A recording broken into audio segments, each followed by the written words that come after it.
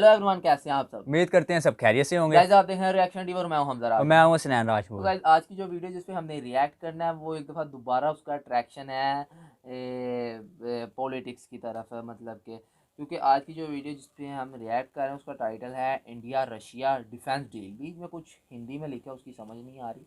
India Russia defence deal 2021।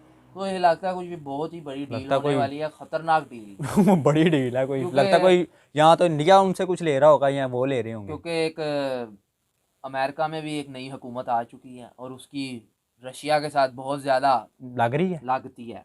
तो फिर देखते हैं कि कौन सी ऐसी डिफेंस डील है।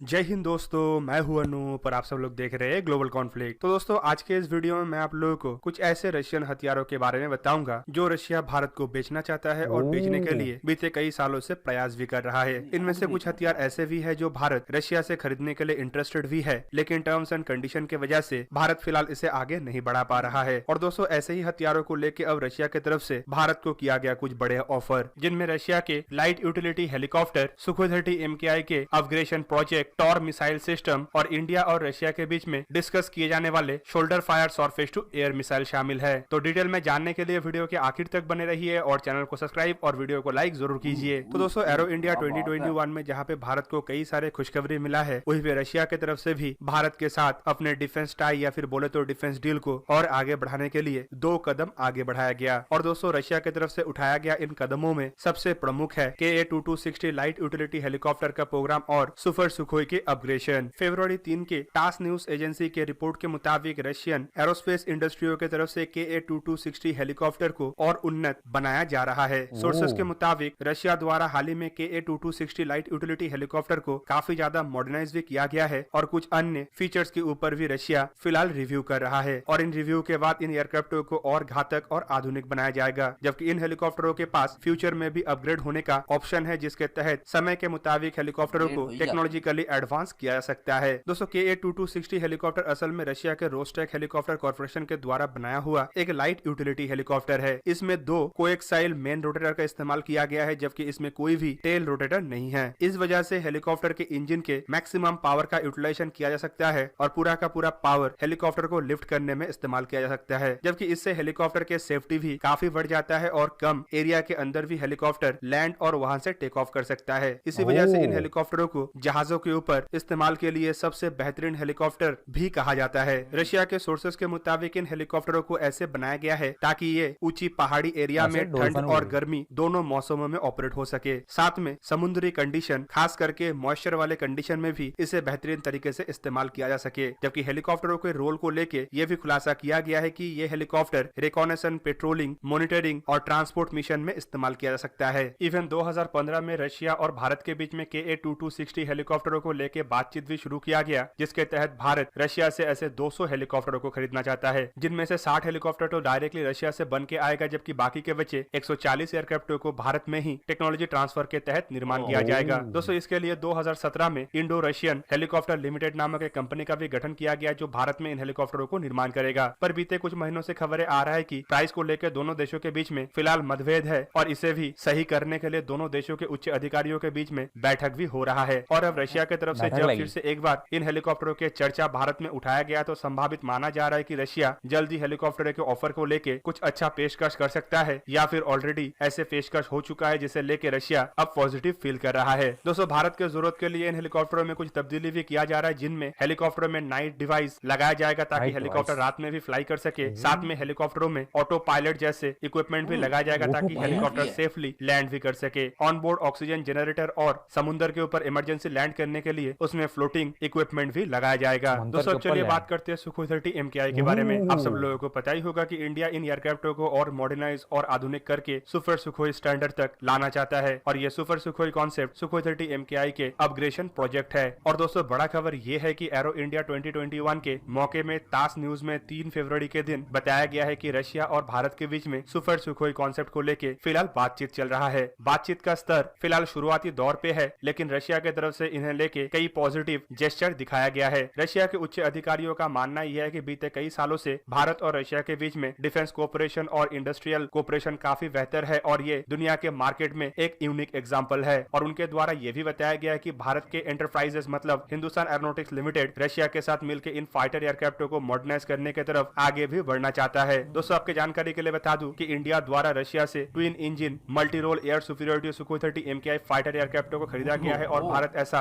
272 एयरक्राफ्ट खरीद चुका है, जिनमें से ज्यादातर एयरक्राफ्ट हिंदुस्तान एरोनॉटिक्स लिमिटेड के नासिक प्लांट में ही बनाया गया है और इसका अभी आखिर के 2 एयरक्राफ्टों की प्रोडक्शन ही बचा है, जिसे जल्द ही हिंदुस्तान एरोनॉटिक्स लिमिटेड द्वारा इंडियन एयरफोर्स के हवाले कर दिया जाएगा। जबकि हाल ही में भारत द्वारा और 12 ऐसे एयरक्राफ्टों को असेंबल करने के लिए रशिया से किट खरीदने का बात भी किया जा रहा है, जिन एयरक्राफ्टों को भारत में ही निर्माण किया जाएगा। कुल मिलाकर इन निर्माण प्रोग्राम के बाद संभावित भारत सुखोई 30 MKI एयरक्राफ्टों को अपग्रेड करने की तरफ बढ़े और इस अपग्रेडेशन प्रोग्राम के तहत एयरक्राफ्टों में नया इंजन, नया active electronic scan array radar और आधुनिक इक्विपमेंटों को लगाया जाएगा। साथ में कुछ इंडोजीनियस इक्विपमेंटों को भी लगाया जाएगा और नया हथियारों के पैकेजों को भी इंस्टॉल किया जाएगा, जिससे एयरक्राफ्टों के कैपेबिलिटीज भी बढ़ेगा और साथ में एयरक्राफ्ट को और घातक बनाया जाना संभव हो पाएगा। दोस्तों सुपर सुखोई एयरक्राफ्टों को अभी से ही रशिया के सुखोई 35 एयरक्राफ्टों के साथ कंपेयर किया जा रहा है और रशिया द्वारा अगर कहा जा रहा है कि दोनों देश फिलहाल प्रोजेक्ट को लेकर बातचीत कर रहा है, तो आने वाले समय में हमें जरूर इसके ऊपर बड़ा खुलासा मिल सके। दोस्तों तीसरा रशियन इक्विपमेंट है Tor 2 surface to air missile system. Russia के वैम्फेल डिजाइन ब्यूरो की तरफ से हाल ही में खुलासा किया गया है कि Tor 2 surface to air missile सिस्टमों के लिए एक शॉर्ट रेंज के मिसाइल के ऊपर काम किया जा रहा है। दोस्तों टॉर 2 असल में रशिया का एक surface to air missile system है, जिसे self propel air defence system भी कहा जा सकता है। दोस्तों इसके ऊपर खुलासा तो पिछले साल अक्टूबर महीने में ही रशिया के ग्राउंड फोर्स के चीफ के द्वारा ही किया गया था और उनके बयान के मुताबिक एक छोटे आकार का आधुनिक और घातक मिसाइल का डेवलपमेंट रशिया द्वारा किया जा रहा है, जो इन टॉर 2 सिस्टमों में इंस्टॉल होगा। दोस्तों ये नया मिसाइलों को लेकर यह भी कहा गया है कि ये लो सिग्नेचर वाले एयरक्राफ्टों को भी शॉर्ट रेंज में मार गिरा सकता है और इसका रेंज 12 किलोमीटर और 10 किलोमीटर ऑल्टीट्यूड तक ये मिसाइल मार करने का क्षमता रखेगा और रशिया इन नया मिसाइलों को इसमें इंस्टॉल करके इसका कैपेसिटी को बढ़ाएगा। साथ में मोबाइल एयर डिफेंस कैपेबिलिटी को भी रशियन एयरफोर्स में इससे मजबूत किया जाएगा। अब चलिए जानते हैं इंडिया और रशिया के बीच में जो man portable surface to air missile को लेके बातचीत हो रहा है उसके बारे में। दोस्तों जब भी Russian man portable surface to air missile के बारे में चर्चा होता है, तभी हमारे ख्याल में रशिया के Igla surface to air missile सिस्टमों के बारे में ही ख्याल आता है। पर दोस्तों इस बार इंडिया और रशिया के बीच में इग्ला नहीं बल्कि अन्य एक और आधुनिक shoulder fire surface to air missile को लेकर चर्चा किया जा रहा है और ये सिस्टम है Verba surface to air missile. Russia के federal service for military technical corporation के डिप्यूटी डायरेक्टर व्लादिमीर दोर्जोव की तरफ से टास न्यूज एजेंसी को बयान देते हुए कहा गया है कि इंडिया और Russia Verba shoulder fire surface to air मिसाइलों को लेकर बातचीत कर रहा है। दोस्तों इन सिस्टमों के असल नाम 9K333 वारवा है, जो फिलहाल रशिया के अलावा आर्मेनिया और सीरिया में इस्तेमाल किया जा रहा है। सिस्टमों को 2014 में रशियन फोर्सेस में शामिल किया गया और इसे तब से लेकर अब तक रशिया के सबसे आधुनिक man portable surface to air missile का दर्जा दिया गया है। इन सिस्टमों के पास एक मिसाइल के अलावा लॉन्चर, फ्रेंड एंड फ्रो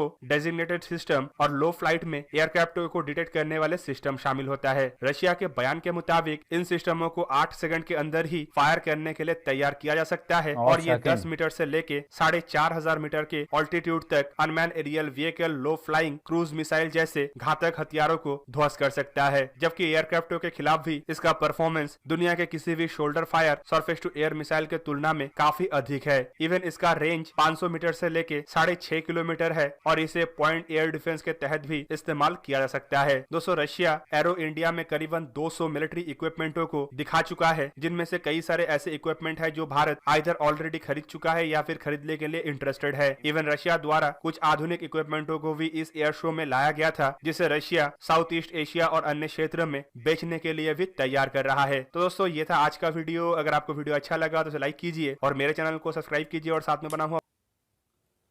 तो गाइस ये थी इंडिया बड़ी और डील है यार, रशिया वैसे में डील, डिफेंस डील। आजकल का जो दौर जा रहा है, लोग अपने जनरेशन आप जा रही है, लोग कंट्री ज़्यादा अपने आप को मजबूत कर रही है। मतलब कि ज़्यादा अटैकिंग वो इक्विपमेंट्स ऐसे हथियार नहीं कर रहे जितना वो अपने आप को डिफेंस कर रहे हैं कि अगर कोई हमला कर भी देता है तो उसको अपनी डिफेंस को ज़्यादा मजबूत बना रहे हैं। तो इंडिया का हमने पहले भी देखा था, इंडिया तो अपना हेलीकॉप्टर वाली बड़ी डील थी। हेलीकॉप्टर, हाँ काफ़ी ज़्यादा। और ये एक ये शोल्डर वाला हेलीकॉप्टर मतलब कि 200 हेलीकॉप्टर लेने का सोचा इंडिया ने, जिसमें से कहते हैं 60 उसने वैसे ही बने बनाए आने हैं और जो 140 होंगे वो इंडिया में ही बनने हैं। इंडिया में बने, मतलब कि उसकी टेक्नोलॉजी, उसका मटेरियल वहाँ से आएगा, हाँ। बनेंगे यहाँ।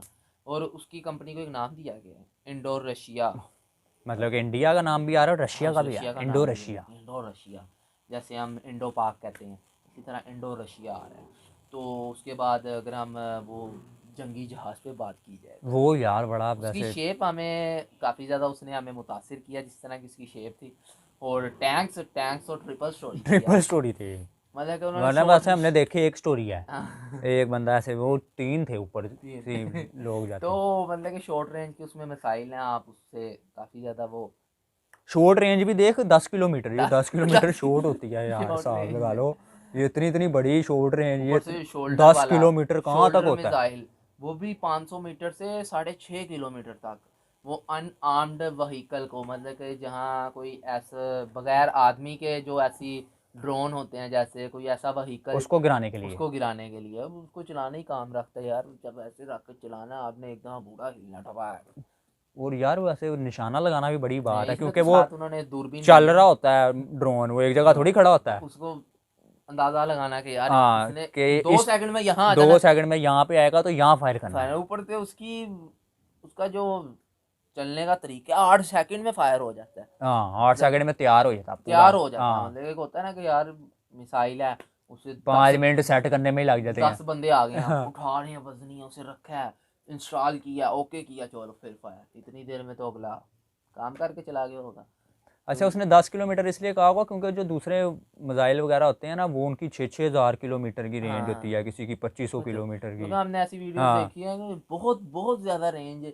मैंने अक्सर ऐसी वीडियोस देखी हैं जिसमें ये बताया गया कि 6,000 5,000 एक 6500 मीटर का कोई किलोमीटर का किलोमीटर हमने का था देखी थे मिसाइल। मिसाइल था। मतलब कि अब तो ऐसा, यार मतलब कि 6500 ऐसा कहाँ पे जाके मिसाइल वर्ल्ड में तो ऐसी तरक्की हो चुकी है, ऐसा दौर आ चुका है कि इतनी इतनी तेज़ रफ्तार वाले मिसाइल्स आ चुके हैं कि वो, मैंने एक वीडियो देखी थी कि वो पता नहीं कितने किलोमीटर के, वो अगर आप कराची से लाहौर अगर उस मिसाइल ने जाना हो ना, तो वो पता नहीं 10 से 12 सेकंड में लाहौर से कराची पहुंच गई। कितनी स्पीड होगी उसकी। उसकी क्या स्पीड होगी उस मिसाइल लाहौर की। से कराची का फर्क यानी कि 1100 किलोमीटर की बात हो रही है। हाँ, तो वो सिर्फ 10 से 12 सेकंड, 10 से 12 सेकंड है। मतलब कि आपने 10 ये दफ़ा किसके पास था? नहीं, ये ये होना कोई बाहर की कंट्री की, बाहर यूएस की, यूएस के पास होना है। तो ये इससे काफ़ी ज़्यादा वही ऐसे उल्टे सीधे काम जो बनाते हैं। इंडिया से रखते हैं, ज़रा मुखालफत रखते हैं, जो रूस से मुखालफत रखते हैं, उनके लिए काफ़ी ज़्यादा होगा कि यार इनकी आपस में एक डील चल रही है, बैठक हुई हुई है, बैठक लगी है। बैठक हुई थी।